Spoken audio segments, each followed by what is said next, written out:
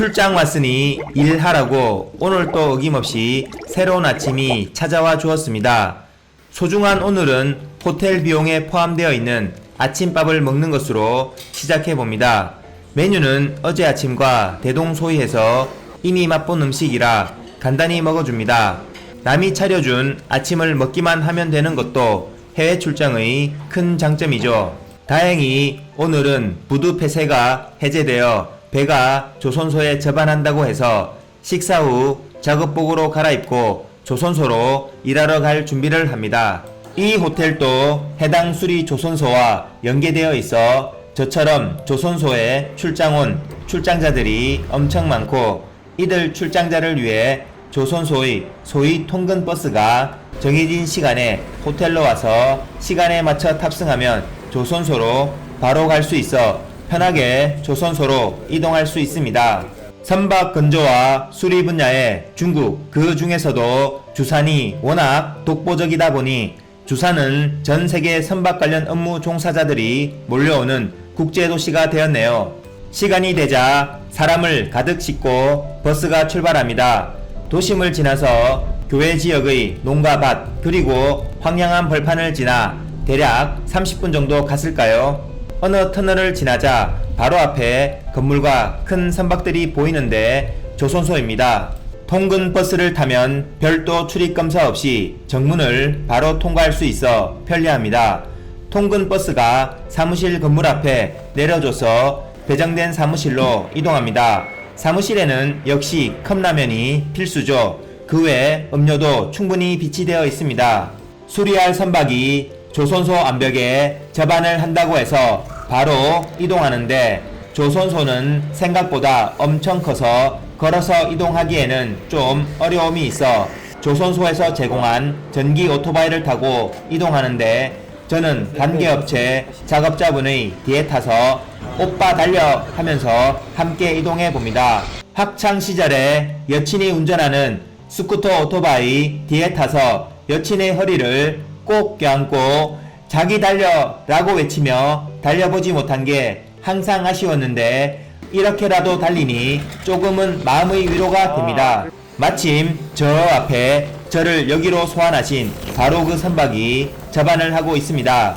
길이만 400m라 그런지 딱 봐도 정말 엄청 큰데, 가까이 다가가 눈앞에서 보니 선박의 한쪽 끝에서 저쪽 반대쪽 끝이 까마득하게 멀어 보입니다.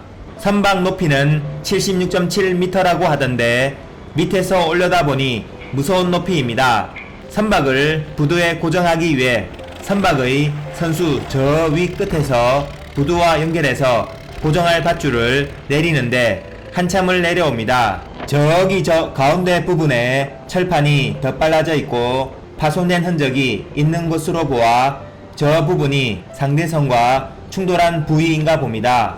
선미측으로 사다리, 소위 괭웨이가 놓여져 괭웨이를 통해 선박으로 올라가는데, 높이가 워낙 높다 보니 괭웨이를 올라가는 것도 힘들고 한참을 가게 되는데, 뒤를 돌아 올라온 높이를 바라보니 살짝 무섭다는 생각이 듭니다.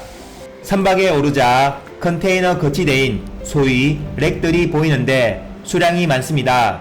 24,000개의 컨테이너를 선적할 수 있는 용량의 선박이다 보니 렉도 많네요. 일단 선원들이 모여있고 회의도 진행할 거주구역으로 이동하는데, 선미에서 거주구역까지 거리도 260m 정도 되어 한참을 걸어가야 하네요. 이 선박의 재원상 정확한 전체 길이는 399.9m이고 폭은 65.65m로 확인되는데, 이 경우 선박을 둘레로 한 바퀴 돌면 거의 1km에 육박하네요. 근데 선박 길이가 399.9m라고 하는 것은 뭔가 의도한 숫자 같은 느낌인데, 이는 선박이 수에즈 운하를 통과하기 위해서는 길이가 400m를 넘으면 안 되기 때문에 400m를 넘기지 않기 위해 399.9m라는 길이로 맞추어 제작을 했기 때문이라고 합니다. 다만 선박의 길이를 규정에 맞추어 제작을 해도 후티 형님들이 수에즈를 막아서 한동안은 수에즈를 지나다니지 못했고, 이 선박도 충돌 사고 당시 후티 형님들 때문에 수에즈가 막혀서 아프리카 대륙의 남단인 희망봉을 돌아 지브랄타 해협을 통과해서 스페인의 알헤시라스 항에 입항하다가 충돌 사고가 발생한 상황이라, 만약 정상적으로 수에즈를 통과해서 지중해를 지나서 알헤시라스 항에 입항을 했다면 입항하는 방향이 반대라 충돌 사고가 발생하지 않았을 가능성도 있었을 듯 합니다. 물론 가정에 불과해서 이미 충돌 사고가 발생한 지금에 와서는 별 의미가 없는 이야기이긴 합니다. 한참을 걷고 계단도 오르고 해서 드디어 거주구역에 도착합니다.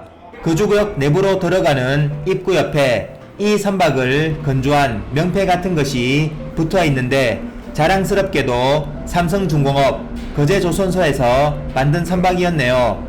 거주구역 내부도 넓고 비교적 젊은 배라서 그런지 전반적으로 깨끗합니다. 수리를 위해 이제 막 조선소 암벽에 접안한 선박이라서 그런지 선원들과 조선소 작업 관계자들이 모두 모여 수리 범위며 방식 등에 대해 협의를 진행하는데, 사람이 정말 너무 많아 저는 구석에서 조용히 대기 타면서 이번 영상은 이쯤에서 마무리하고 나머지 이야기는 다음 영상에서 계속 나누도록 하겠습니다. 시청해주신 모든 분들께 감사 말씀드리며 다음 영상에서 또 뵙겠습니다. 감사합니다.